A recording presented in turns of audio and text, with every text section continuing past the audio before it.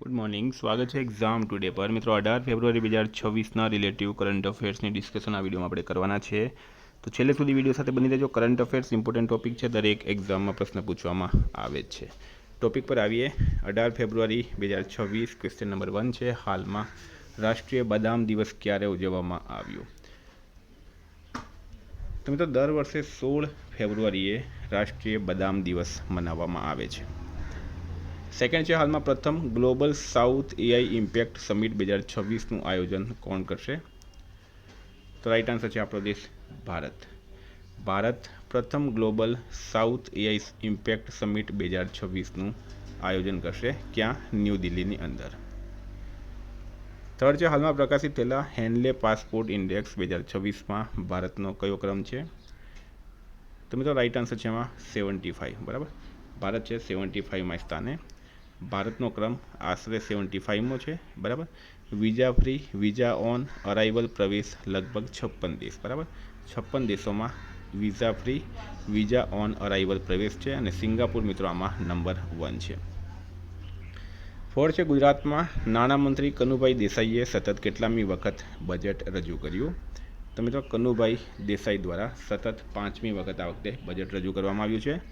ગુજરાત અંદાજપત્ર અથવા બજેટ 2026-27 માટે આદિવાસીઓના દેવી કંસરી દેવીના ચિત્ર સાથે વારલી ચિત્રકલાવાળી આકર્ષક બજેટ પોથી પસંદ કરાઈ. છેલ્લા 4 વર્ષથી ગુજરાતની બજેટ પોથી પર વારલી ચિત્રકલાને સ્થાન આપવાની પરંપરા છે.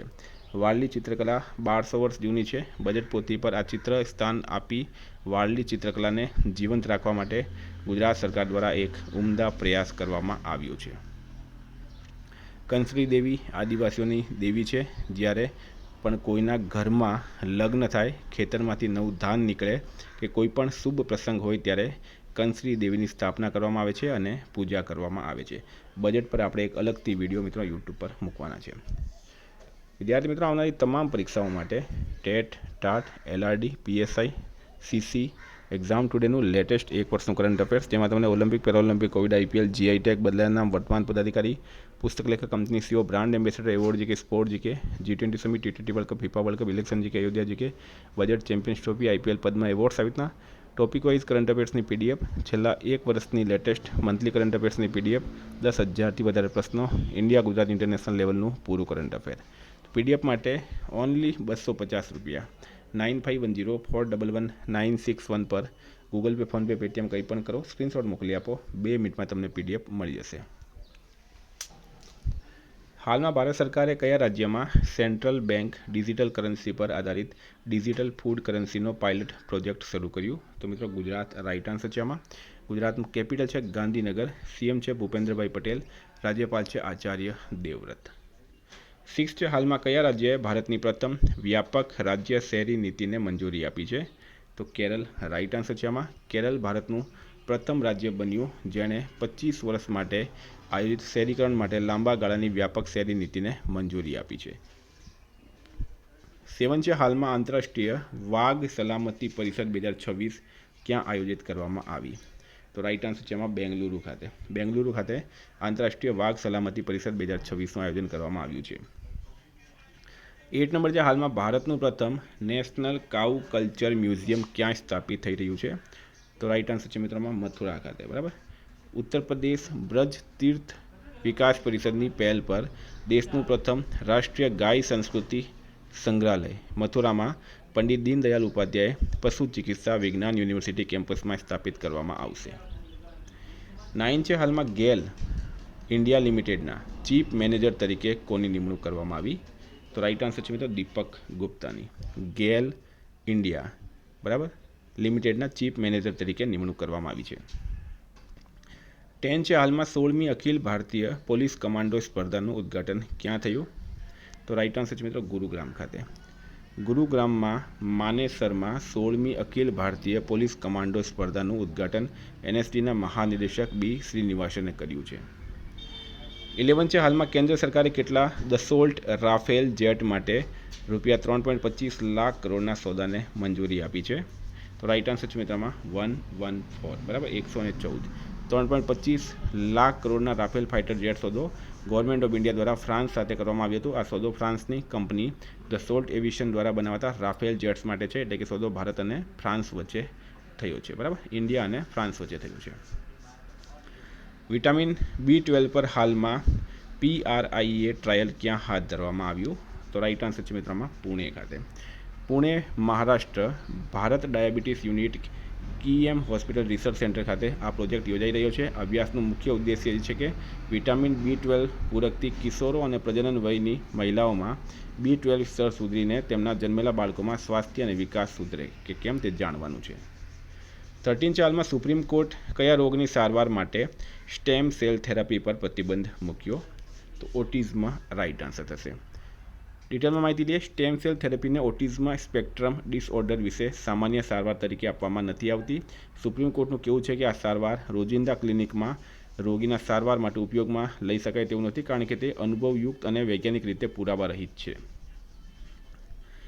14 હાલમાં કયા દેશની સર્વમ એઆઈએ ગૂગલ જેમિની અને ચેટ જીપીટીને પાછળ છોડી દીધું? તો મિત્રો સર્વમ એઆઈ ભારતનું એઆઈ છે, બરાબર. સર્વમ એઆઈ શું છે? તો સર્વમ એઆઈ એક ભારતીય એઆઈ સ્ટાર્ટઅપ છે જે ખાસ કરીને ભારતીય ભાષાઓ ગુજરાતી, હિન્દી, તમિલ વગેરે સરકારી દસ્તાવેજો, OCR એટલે કે સ્કેન કરેલા કાગળમાંથી લખાણ ઓળખવું, સ્પીચ ટુ ટેક્સ્ટ જેવા ક્ષેત્રોમાં કામ કરે છે.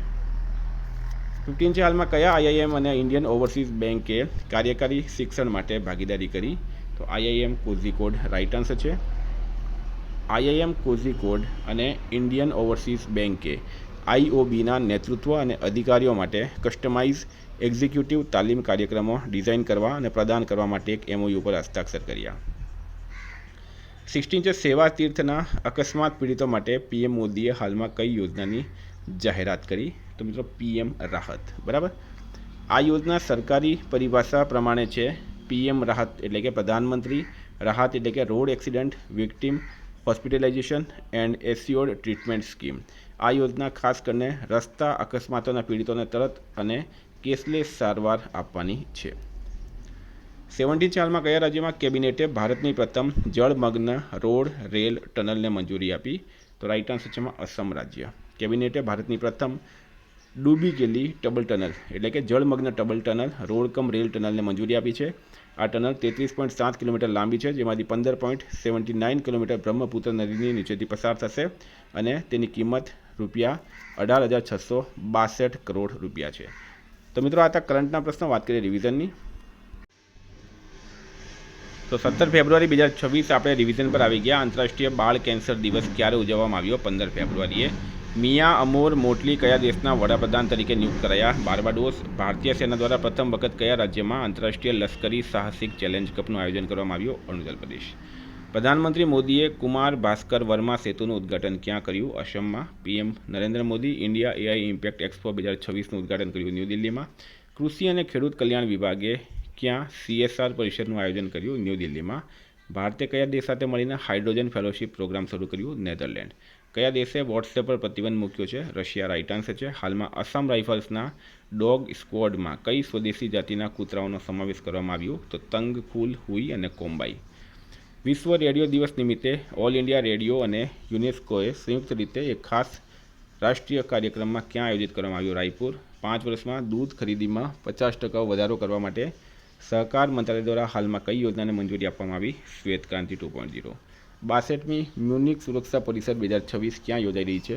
જર્મની રાઈટ આન્સર છે. કયા રાજ્યમાં ભારતનો બીજો ટ્યુલિપ ગાર્ડન સ્થાપિત થયો? હિમાચલમાં. વૈશ્વિક સ્તરે સક્રિય સ્માર્ટફોન વપરાશકર્તાઓની દ્રષ્ટિએ ભારત બીજો કયો સૌથી મોટો દેશ બન્યો? બીજો. કયા રાજ્યમાં પૂર્વોત્તરની પ્રથમ ઇમરજન્સી લેન્ડિંગ સુવિધાનું ઉદ્ઘાટન કરવામાં આવ્યું? અસમમાં.